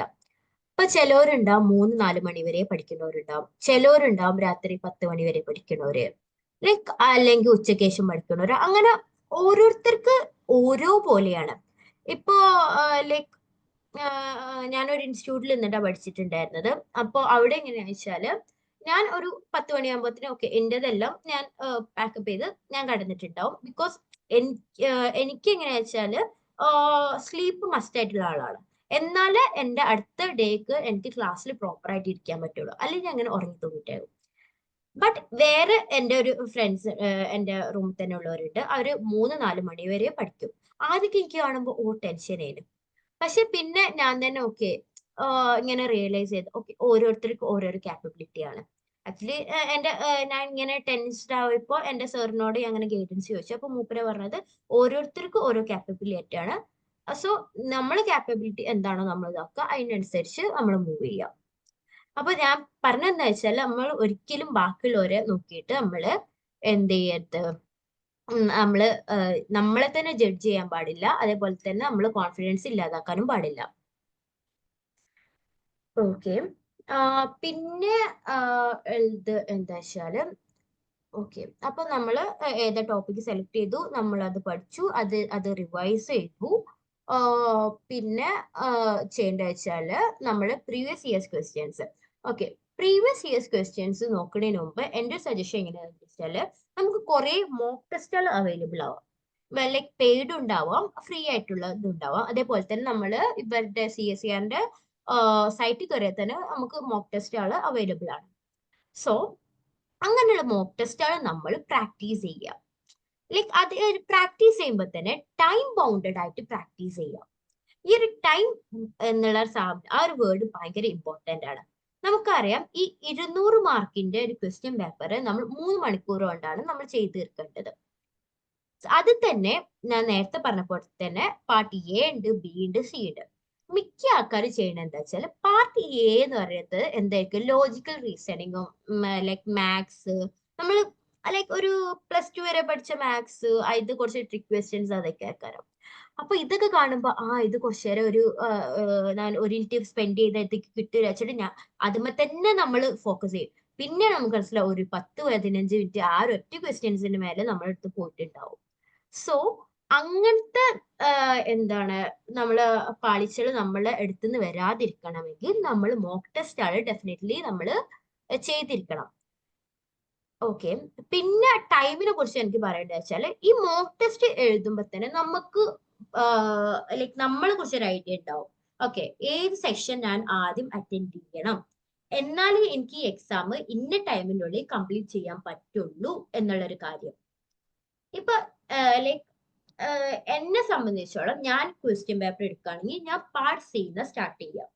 കാരണം അത് കുറച്ചുകൂടി ഹൈ ലെവൽ ക്വസ്റ്റ്യൻസ് ആണ്. അതുകൊണ്ട് തന്നെ ഈ ഒരു ക്വസ്റ്റ്യൻ കാണുമ്പോൾ എനിക്ക് മനസ്സിലാവും ഓക്കെ ഈ ക്വസ്റ്റ്യന് ഞാൻ ഇത്രയും ടൈം സ്പെൻഡ് ചെയ്താലേ എനിക്കത് കിട്ടൂല എന്നുള്ളൊരു കോൺഫിഡൻസ് ഇല്ലേ, അതുകൂടി നമുക്ക് വരും. അപ്പൊ നമ്മൾ ആ ക്വസ്റ്റ്യൻ ഫുള്ളി നെഗ്ലക്ട് ചെയ്യും. അപ്പോ എന്ത് ചെയ്യും, അപ്പൊ പാർട്ട് C കുറച്ച് ക്വസ്റ്റ്യൻസ് ഫിൽട്ടർ ഔട്ട് ചെയ്യും. ആ ഒരു ഫസ്റ്റ് റൗണ്ടില് എന്നെ കൊണ്ട് ചെയ്യാൻ പറ്റുന്നത് ചെയ്യും. പിന്നെ പാർട്ട് Bക്ക് മൂവ് ചെയ്യും. ലാസ്റ്റ് ഞാൻ പാർട്ട് Aക്ക് ഷിഫ്റ്റ് ചെയ്യും. കാരണം ലൈക്ക് എന്റെ ക്യാരക്ടർ എനിക്ക് തന്നെ അറിയാം. നേരത്തെ പറഞ്ഞ പോലെ തന്നെ പാർട്ട് ചെയ്ത് ക്വസ്റ്റ്യൻസ് കണ്ട ഞാൻ തന്നെ ചിലപ്പോ ലൈക്ക് ഒരു എന്താണ് 3 മണിക്കൂറിന്റെ പാതി സമയം ഞാൻ അതിന് സ്പെൻഡ് ചെയ്യും. So part C, part B, part A അതായിരുന്നു എന്റെ ഒരു പാറ്റേൺ. ലൈക്ക് ഡെഫിനറ്റ്ലി അതേപോലെ നിങ്ങൾക്കും നിങ്ങളുടേതായിട്ടുള്ള ഒരു പാറ്റേൺ കണ്ടുപിടിക്കാം. എങ്ങനെ കണ്ടുപിടിക്കുന്നത് എങ്ങനെയാ വെച്ചാൽ മോക്ക് ടെസ്റ്റ് ഇതാക്കുക. മോക്ക് ടെസ്റ്റ് നോക്കുമ്പോൾ ടൈം ബൗണ്ടഡ് മോക്ക് ടെസ്റ്റ് ആണ് എഴുതുക.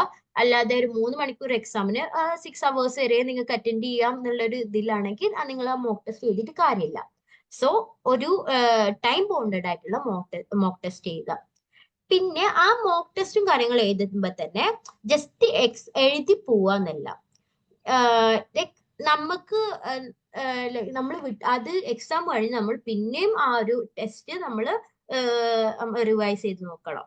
ഓക്കെ, ഇന്ന സ്ഥലത്താണ് എനിക്ക് നെഗറ്റീവ് അടിച്ചത്, സോ ഇന്ന ടോപ്പിക്ക് ഞാൻ ഇതാക്കണം. ചിലപ്പോൾ നമ്മൾ ഭയങ്കര കോൺഫിഡന്റിൽ പഠിച്ച സാധനം അതേപോലെ ആ കോൺഫിഡൻസിൽ പോയി ബബിൾ ചെയ്ത സാധനമായിരിക്കും ചിലപ്പോ റിസൾട്ട് ഇതാക്കുമ്പോ ഓക്കെ ഇത് തെറ്റി എന്നൊക്കെ. അപ്പോ നമ്മള് മിക്ക ആൾക്കാരും ഇത്രയും ഞാൻ പഠിച്ചല്ലോ എന്നിട്ട് എനിക്ക് ഇത്രയും മാർക്ക് കിട്ടണമല്ലോ എന്ന് പറഞ്ഞ് ലൈക്ക് നമ്മള് ഇതാവല്ലേ ചെയ്യേണ്ടത്, സെറ്റ് ആവല്ലേ ചെയ്യേണ്ടത്. നമ്മൾ എന്ത് ചെയ്യുക, ഓക്കെ ഇന്നതില് ഇന്നതാണ് എന്റെ പോരായ്മ എന്ന് നമ്മൾ തന്നെ ക്ലിയർ ചെയ്യുക.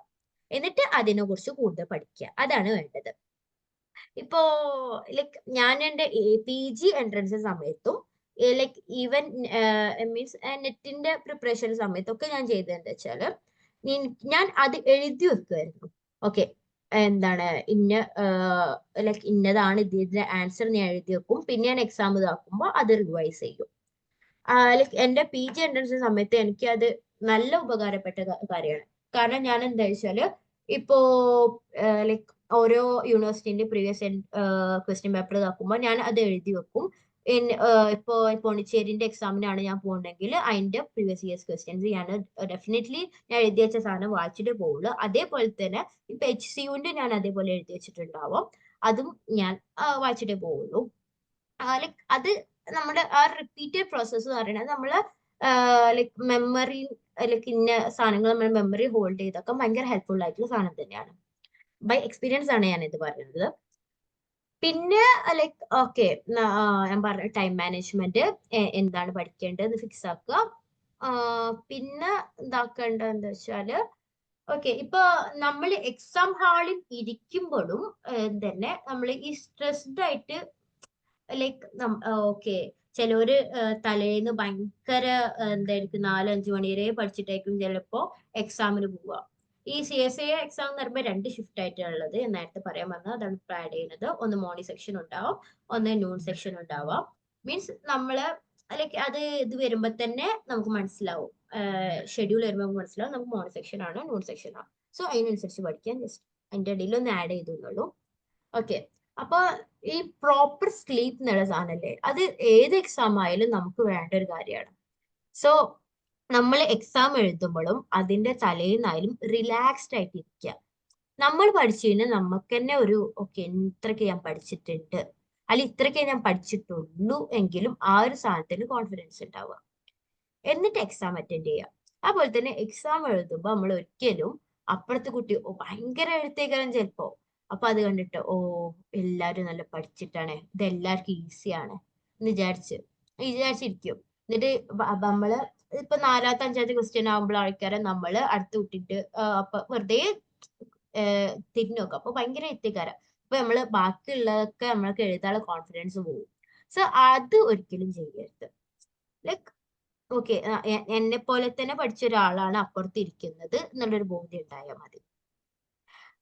പിന്നെ ഇതെന്താ വെച്ചാല് പിന്നെ പലർക്കും വരുന്ന ഒരു ഇതെന്താ വെച്ചാല്, ഇപ്പൊ നമ്മളൊരു എക്സാം എഴുതുമ്പോ ചിലപ്പോ ഇപ്പൊ പാർട്സിൽ നിന്ന് തന്നെ തുടങ്ങി വെച്ചു, ആദ്യത്തെ ക്വസ്റ്റ്യൻ കിട്ടൂല, 2ാമത്തെ ക്വസ്റ്റ്യൻ കിട്ടൂല, 3ാമത്തതും കിട്ടൂല. അപ്പോത്തിന് പിന്നെ ടെൻഷനായി ആകെയായി.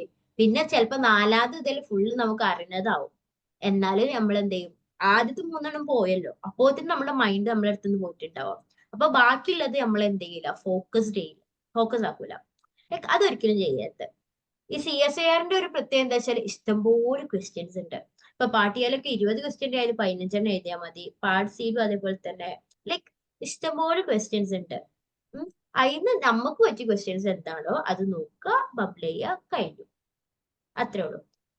പിന്നെ അടുത്ത എന്താ വെച്ചാലും ഇപ്പോ ഈ നമ്മള് ഒറ്റ സ്ട്രെച്ചില് എക്സാം എഴുതരുത് എന്നാണ് എൻ്റെ അടുത്ത്. മീൻസ് ഇപ്പൊ ഒരു റൗണ്ട് നമ്മള് ലൈക്ക് ഒരു 2 റൗണ്ടെങ്കിലും ക്വസ്റ്റ്യൻ പേപ്പർ ത്രൂ പോവാൻ ഉള്ള ഒരു ടൈം നമ്മൾ ഉണ്ടാക്കണം. അത് ഞാൻ പറഞ്ഞ പോലെ മോക്ക് ടെസ്റ്റ് എഴുതുമ്പോ തന്നെ ആ ഒരു സംഭവം നമ്മൾ പ്രാക്ടീസ് ചെയ്ത് കൊണ്ടുവരാം.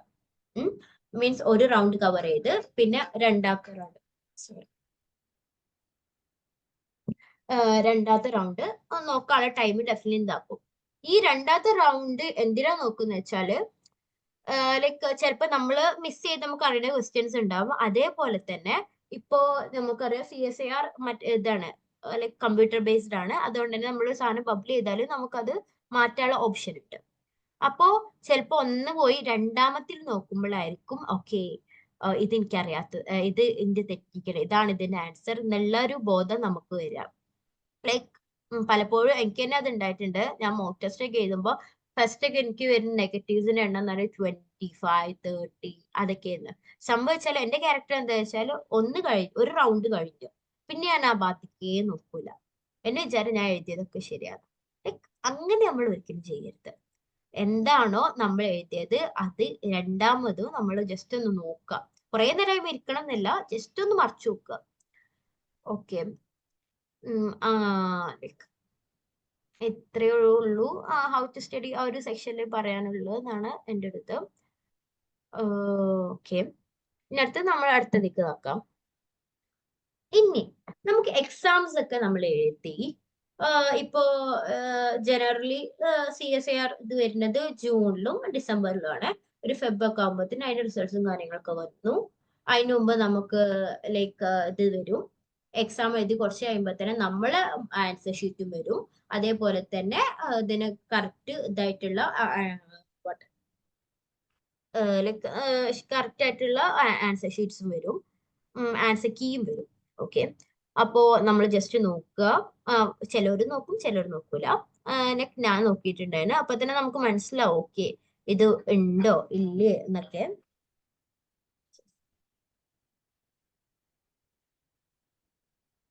അപ്പോ നമുക്ക് മനസ്സിലാവും ഓക്കെ ഇന്നത് ഉണ്ടോ ഇല്ലെന്നൊക്കെ. ഇപ്പോ ഇല്ലെങ്കിൽ അടുത്ത എക്സാമിന് വേണ്ടി പ്രിപ്പയർ ചെയ്യുക. ഉണ്ടെങ്കിൽ നിങ്ങൾ നെക്സ്റ്റ് ചെയ്യേണ്ട കാര്യം എന്താ വെച്ചാല് നിങ്ങൾക്ക് പോകേണ്ട യൂണിവേഴ്സിറ്റി ഏതാണോ അത് നിങ്ങൾ നോക്കി വെക്കുക. ലൈക്ക് ലൈക്ക് അതെങ്ങനെ ചൂസ് ചെയ്യുക വെച്ചാൽ ഓരോരുത്തർക്കും ഓരോരോ ഇൻട്രസ്റ്റ് ഉണ്ടാവും. ഇപ്പോ ഫോർ എക്സാമ്പിൾ ഇപ്പോ ചിലവർക്ക് ഇപ്പോ കെമിസ്ട്രി റിലേറ്റഡ് ആയിട്ട് പറയുകയാണെങ്കിൽ ഒരാൾക്ക് ചിലപ്പോ ഓർഗാനിക് സിന്തസിസ് ആയിരിക്കും ഇഷ്ടമുണ്ടാവുക. മീൻസ് നമ്മൾ ഓർഗാനിക് ലാബിന്റെ പ്രത്യേകത എന്താ വെച്ചാല് ഇൻഓർഗാനിക്കിലും അങ്ങനെ തന്നെയാണ്, കുറച്ചുകൂടി മാനുവൽ വർക്ക്. നമ്മള് ഫിസിക്കലി കുറെ കാര്യങ്ങൾ ചെയ്യേണ്ടി വരും. ഇപ്പൊ ടെസ്റ്റ് ചെയ്യുക, എന്താണ് എക്സ്പെരിമെന്റ് കണ്ടക്ട് ചെയ്യുക, അങ്ങനെ കുറെ സംഭവങ്ങൾ ചെയ്യേണ്ടി വരും. ഇനി ഇപ്പൊ അത് ഇഷ്ടമില്ലാത്ത ആളാണെങ്കിൽ ചിലപ്പോൾ തിയററ്റിക്കൽ ആയിരിക്കും ചൂസ് ചെയ്യുക. മീൻസ് കമ്പ്യൂട്ടേഷണൽ കെമിസ്ട്രി എന്ന് പറഞ്ഞ ഇതുണ്ട്. എനിക്കൊന്നും കുറെ ആൾക്കാർക്ക് അതറിയില്ല. അതുകൊണ്ടാണ് ഈ ഒരു ടേമും കൂടി ഇൻട്രൊഡ്യൂസ് ചെയ്തത്, കമ്പ്യൂട്ടേഷണൽ കെമിസ്ട്രി എന്ന് പറയുന്നത്. അവിടെ എങ്ങനെയാന്ന് വെച്ചാൽ കുറെയൊക്കെ നമ്മള് ലാബ് വർക്ക്സ് എന്താണ് സിസ്റ്റം ഓറിയന്റഡ് ആയിട്ടാണ് നമ്മൾ ചെയ്യുക. ഇപ്പൊ ഒരു മോളിക്യൂൾ നമ്മൾ സിന്തസൈസ് ചെയ്യണു, അതിന്റെ സ്ട്രക്ചർ കണ്ടുപിടിക്കുന്നു, ഇതൊക്കെ ഓരോരോ പ്രോഗ്രാംസ് യൂസ് ചെയ്തിട്ടാണ് നമുക്ക് ചെയ്യുക. മീൻസ് അധികം നമ്മൾ ഫിസിക്കലി അല്ല, നമ്മൾ കുറച്ചുകൂടി മെന്റലി ആണ് അവിടെ നമ്മൾ കോൺട്രിബ്യൂഷൻ നടത്തുന്നത്. സോ അതേപോലെ തന്നെ ഓരോ റിസർച്ച് ഏരിയാസ് ഉണ്ട്.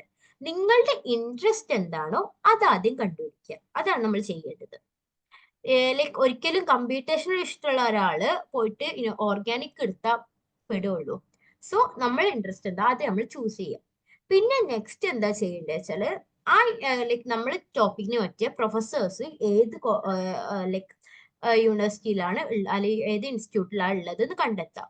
അതിന് ചെയ്യേണ്ടത് എന്താ വെച്ചാൽ ഒന്നെങ്കിൽ നമ്മളെ സീനിയേഴ്സ് ആരെങ്കിലും ഉണ്ടെങ്കിൽ അവരെ കോൺടാക്ട് ചെയ്യുക, ഒരു റഫ് ഐഡിയ ഉണ്ടാക്കുക. ഇതിലെ ഇന്ന പ്രൊഫസേഴ്സ് ഇന്ന മേഖലയിലാണ് റിസർച്ച് ചെയ്യുന്നത് എന്ന് ഒരു റഫ് ഐഡിയ ഉണ്ടാക്കുക. അല്ലെങ്കിൽ ഓരോ ഇൻസ്റ്റിറ്റ്യൂട്ടിന്റെ വെബ്സൈറ്റ്സിൽ പോയാൽ നിങ്ങൾക്ക് ലൈക്ക് അവരിപ്പോ ഏത് വർക്കാണ് ചെയ്യുന്നത് എന്നുള്ള ഒരു ഐഡിയ കിട്ടും. ഇപ്പൊ ഒരു PG കഴിഞ്ഞ സ്റ്റുഡന്റ് ആണെങ്കിൽ ചിലപ്പോ ലൈക്ക് ഈ റിസർച്ച് പേപ്പേഴ്സും കാര്യങ്ങളൊക്കെ കാണുമ്പോൾ എന്താ ഇത് നമുക്കൊന്നും മനസ്സിലാവില്ലല്ലോ എന്നൊക്കെ വിചാരിക്കും. ബട്ട് ലൈക്ക് കുറച്ചൊക്കെ ഒന്ന് വായിച്ച് ഇതായ ഡെഫിനറ്റ്ലി റെഡി ആവുന്നതാണ്. അല്ലെങ്കിൽ നിങ്ങൾക്ക് തീരെ മനസ്സിലാവുന്നില്ലെങ്കിൽ എങ്ങനെയെങ്കിലും ആ ഒരു ലാബിൽ വർക്ക് ചെയ്യുന്ന ആൾക്കാരെ കോൺടാക്ട് ചെയ്യുക. എന്നിട്ട് ഓക്കെ ഡയറക്ട്ലി ചോദിക്കുക എന്താണ് അവിടെ എന്തൊക്കെയാ നടക്കുന്നത്, ഏതൊക്കെ റിസർച്ച് ആണ് ഉള്ളത് എന്നൊക്കെ. പിന്നെ അതേപോലെ തന്നെ അവിടുത്തെ ഫണ്ടിങ് എങ്ങനെയാണ്, അങ്ങനത്തെ കാര്യങ്ങൾ ചോദിക്കാം. പിന്നെ അതേപോലെ തന്നെ നമ്മളിപ്പോ പ്രൊഫസറിനെ ചൂസ് ചെയ്താലും ആ ഇൻസ്റ്റിറ്റ്യൂട്ടിനെ കുറിച്ചുള്ള ഒരു ബോധം നമുക്ക് വേണം. മീൻസ് ആ ഇൻസ്റ്റിറ്റ്യൂട്ടിൽ ഏതൊക്കെ എക്യുപ്മെന്റ്സ് ആണ് ഉള്ളത് എന്നുള്ളത്. കാരണം ഇപ്പൊ ചില ഇൻസ്റ്റിറ്റ്യൂട്ടിൽ എങ്ങനെയാ വെച്ചാല് നമ്മള് ഇപ്പൊ ഒരു മോളിക്യൂൾ നമ്മൾ സിന്തസൈസ് ചെയ്ത് ഇനി അതിന്റെ ക്യാരക്ടറിസ്റ്റിക്സ് നമുക്ക് പഠിക്കണം. അതിന് ഡിഫറെന്റ് ഇൻസ്ട്രുമെന്റ്സ് വേണ്ടി വരും. അപ്പൊ ഈ ഇൻസ്ട്രുമെന്റ് നമ്മളെ ക്യാമ്പസിൽ ഉണ്ടാവണമെന്നില്ല. അപ്പൊ നമ്മൾ എന്ത് ചെയ്യും, ഒരു സാമ്പിൾ എടുത്ത് അത് വേറെ ഇൻസ്റ്റിറ്റ്യൂട്ടിലോട്ട് അയക്കും. മീൻസ് അവിടേക്ക് എങ്ങനെയാ വെച്ചാൽ അത് ഒരു ടൈം ഡിലേ സാധനമാണ്. ആ ഒരു ടൈം ഡിലേ നമ്മളെ റിസർച്ചിനെ അത് ഭയങ്കരമായിട്ട് റിഫ്ലക്ട് ചെയ്യും. കാരണം അത് ചിലപ്പോൾ 5 കൊല്ലം കൊണ്ട് തീർക്കേണ്ട PhD 6, 7 എന്ന് പറഞ്ഞാൽ അങ്ങനെ നീണ്ടുപോകും. കുറെ ആൾക്കാർ നീണ്ടിട്ടുണ്ട്. മീൻസ് അതിന് ഒരു ഫാക്ടർ എന്ന് പറയുന്നത് ഇതാണ്, പ്രോപ്പർ ആയിട്ടുള്ള ഇൻസ്ട്രുമെന്റ്സ് ഒന്നും ലൈക്ക് ആ ഒരു ഇൻസ്റ്റിറ്റ്യൂട്ടിൽ ഉണ്ടാവണമെന്നില്ല. സോ അത് നമ്മൾ നോക്കുക. പിന്നെ അതേപോലെ തന്നെ ഈ പ്രൊഫസേഴ്സിന്റെ കാര്യം നോക്കുമ്പോൾ ആ ഒരു പ്രൊഫസറിന്റെ ടോപ്പിക് മാത്രമല്ല നമ്മൾ നോക്കേണ്ടത്. നമ്മൾ എന്തൊക്കെയാ നോക്കണമെന്ന് വെച്ചാല് ബേസിക്കലി മൂപ്പര് ക്യാരക്ടർ എങ്ങനെയാ നിങ്ങളുമായിട്ട് ഒത്തുപോകുന്നുണ്ടോ നോക്കണം. ലൈക്ക് ചിലപ്പോ ചില സ്റ്റുഡൻസ് എങ്ങനെയാ വെച്ചാല് അവർക്ക് കുറെ ടൈം എന്തായിരിക്കും ലൈക്ക് 10, 11 ഒരു 2-3 മണി വരെ ലാബിൽ ഇരുന്നാലും കുഴപ്പമുണ്ടാവില്ല. ലൈക്ക് ഫുള്ളി ലാബ് ഓറിയന്റഡ് ആയിട്ടുള്ള സ്റ്റുഡൻസ് ഉണ്ടാവും. അവർക്ക് ലൈക്ക് ഇപ്പോ അങ്ങനത്തെ പ്രൊഫസേഴ്സിനെ കിട്ടിയാൽ ഓക്കെ, അവർ ഓക്കെ ആയി. പക്ഷെ ഇപ്പൊ കുറച്ച് ടൈം ആയാലും ഒരു 8 മണി വരെയൊക്കെ വർക്ക് ചെയ്യാൻ പറ്റുള്ളൂ. അങ്ങനെയുള്ളവർക്കാണെങ്കിൽ ഈ 10-11 മണി വരെ വർക്ക് ചെയ്യണവരെ കിട്ടിയാൽ ഭയങ്കര അത് നമ്മൾ മെന്റലി അത് ഭയങ്കര സ്ട്രെസ്ഫുൾ ആവും.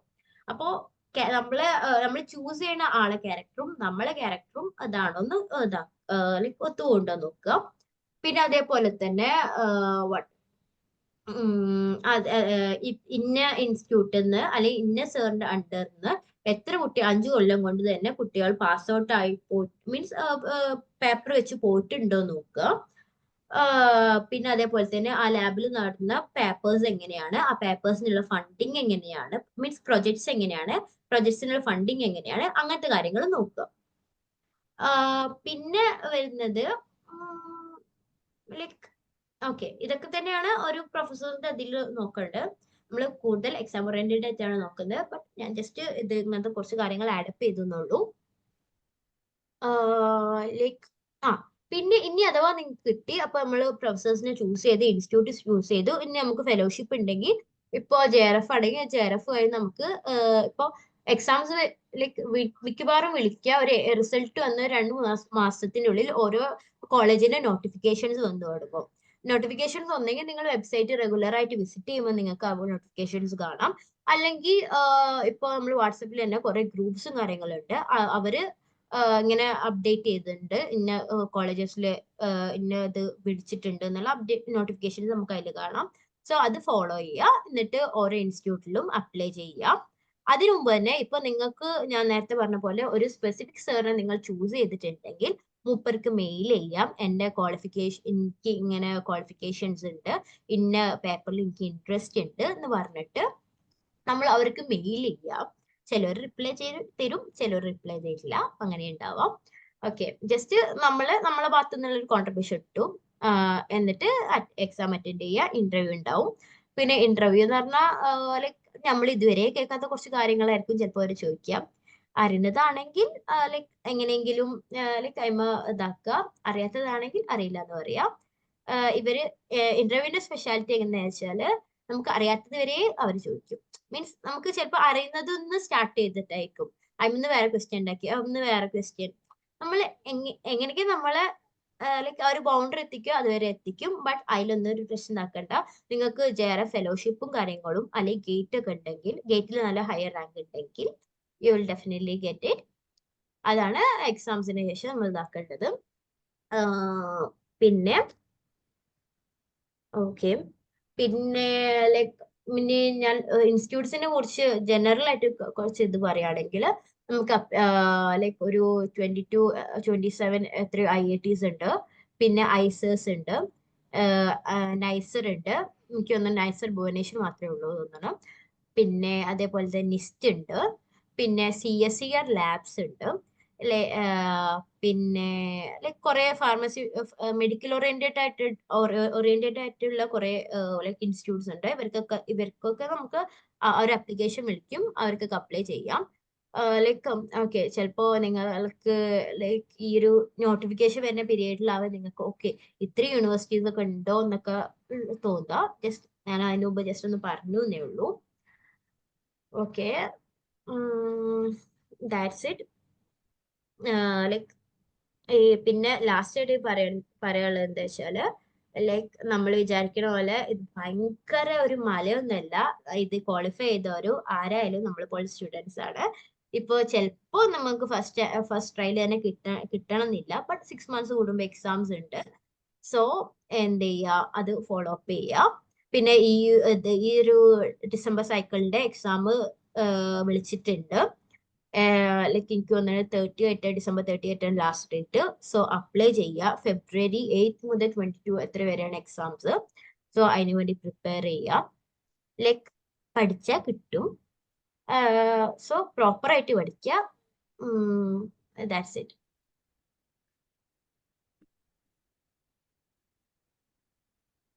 ഹലോ, മാം കംപ്ലീറ്റ് ആയില്ലേ?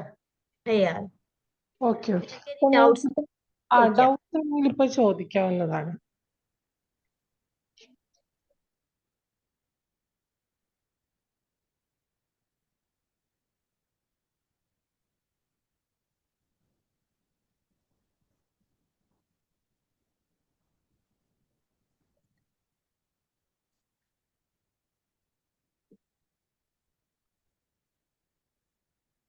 ഞാൻ പറഞ്ഞതൊക്കെ ക്ലിയർ ആയി തോന്നുന്നു, കുറച്ച് ഫാസ്റ്റ് ആയെന്ന് തോന്നുന്നു.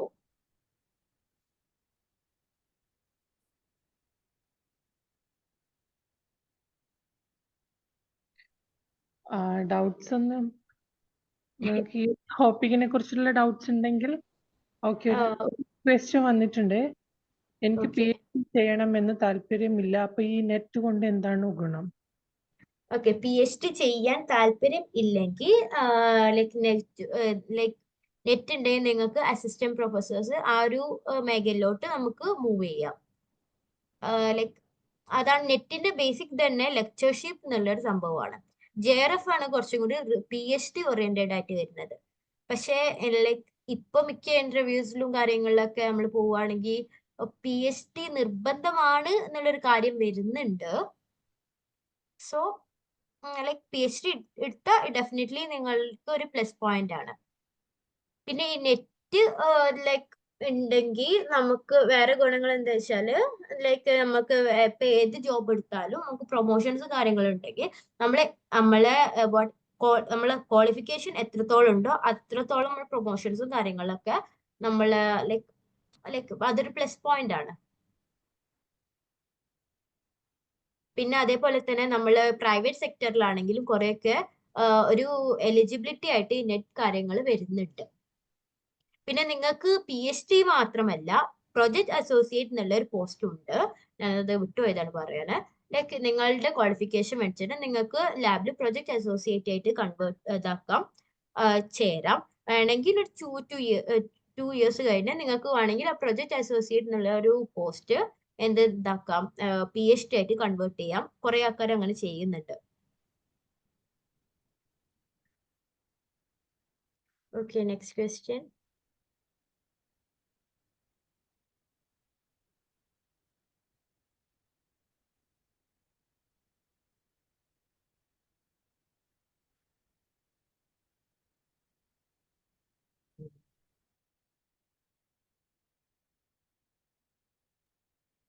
മാം, ഒരു ക്വസ്റ്റ്യൻ വന്നിട്ടുണ്ട്. 6 മാസത്തിനുള്ളിൽ എൻ്റെ MSc കെമിസ്ട്രി തീരും. PhD അല്ലാത്ത എന്ത് ജോബ് ഓപ്പർച്യൂണിറ്റീസ് ആണ് ഉള്ളത്? ഓക്കെ, നമ്മള് MSc കഴിഞ്ഞാൽ PhD മാത്രമാണ് ഓപ്പർച്യൂണിറ്റി എന്നൊരിക്കലും വിചാരിക്കരുത്. ലൈക്ക് നമുക്ക് വേണമെങ്കിൽ നമ്മളുടേതായിട്ടുള്ള കുറച്ച് സ്റ്റാർട്ടപ്സ് വേണമെങ്കിൽ ഇതാക്കാം, അല്ലെങ്കിൽ നിങ്ങൾക്ക് ടീച്ചിങ് ഫീൽഡിലോട്ട് ഇറങ്ങാം, അല്ലെങ്കിൽ ഇതേപോലെ പ്രൈവറ്റ് സെക്ടറിലോട്ട് ജോബ് ഓപ്പർച്യൂണിറ്റീസ് കുറെ ഉണ്ട്, അങ്ങനെ ഇതാക്കാം. ഈ ചോദിച്ച ആൾ ഏതാണ് ലൈക്ക് സബ്ജക്റ്റ് എന്നൊന്ന് മെൻഷൻ ചെയ്ത ഇതായിരുന്നു. ലൈക്ക് ഓരോ സബ്ജക്റ്റിനും ഓരോ ഇതാണ്.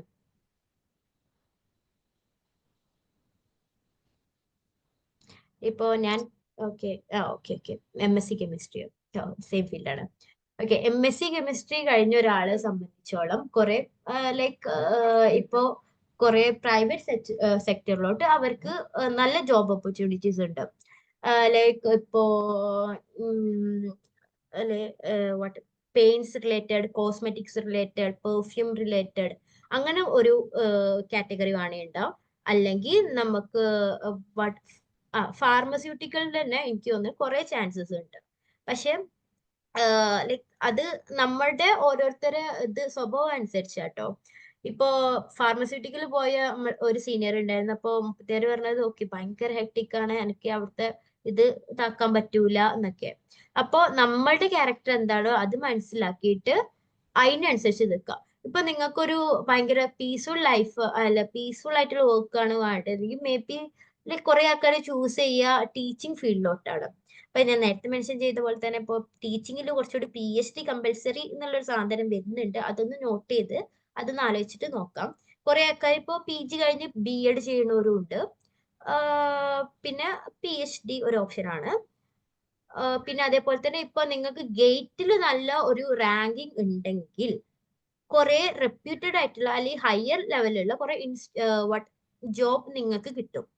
ഇപ്പൊ ONG അല്ലെ പിന്നെ റിസർച്ച് ആൻഡ് ഡെവലപ്മെന്റ് കുറെ കമ്പനീസിന്റെ ഉണ്ട്, അതിൽ കയറാം.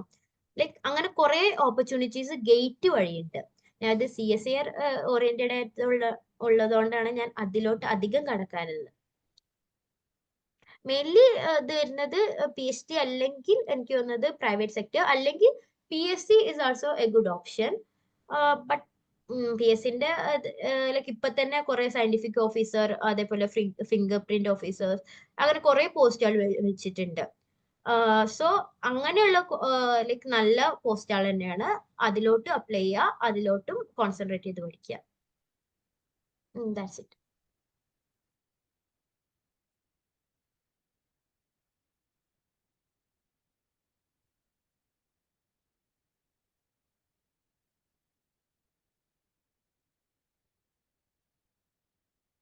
മാം നമുക്ക് വേറെ ഡൗട്ട്സ് ഒന്നുമില്ല, വൈൻഡപ്പ് ചെയ്യാം. ഓക്കെ എല്ലാവർക്കും മനസ്സിലായെന്ന് വിചാരിക്കുന്നു. ഇനി ആർക്കെങ്കിലും എന്തെങ്കിലും ഇതുണ്ടെങ്കിൽ എൻ്റെ പേഴ്സണൽ ഇതിലോട്ട് സിജിനായിട്ട് കണക്ട് ചെയ്ത് നമ്പർ കിട്ടാവുന്നതാണ്. എന്തെങ്കിലും ഡൗട്ട്സോ അല്ലെങ്കിൽ ഗൈഡൻസോ വേണമെങ്കിൽ അവരോട് ചോദിച്ചാൽ മതി. Okay, that's it. വൈൻഡപ്പ് ചെയ്യാം. Okay, thank you. Thank you so much ma'am. Okay ഇത്രയും കുറച്ച് പാർട്ടിസിപ്പൻസ് ആയിട്ട് പോലും ഇത്രയും ഡീറ്റെയിൽ ആയിട്ട് എല്ലാ ടോപ്പിക്കും എന്താ പറയാ അത്രയും നല്ല രീതിയിൽ കവർ ചെയ്ത് തന്നു. പിന്നെ റെസ്പോൺസ്, കാരണം ഈ ഒരു ടോപ്പിക് ഒക്കെ ആകുമ്പോൾ കുറച്ചുകൂടെ എന്താണ് ടോപ്പിക് ഓറിയന്റഡ് ആണല്ലോ, അതുകൊണ്ടായിരിക്കാം. പിന്നെ thank you so much ma'am. അതേപോലെ ഇന്ന് ഈ നെക്സ്റ്റ് എല്ലാ സൺഡേസിലും നമ്മൾ സിജിയിൽ സൺഡേ കരിയർ ഓൺലൈൻ പ്രോഗ്രാം സംഘടിപ്പിക്കുന്നുണ്ട്. അടുത്ത സൺഡേ അടുത്തൊരു ടോപ്പിക്കുമായിട്ട് കാണാം. Thank you ma'am.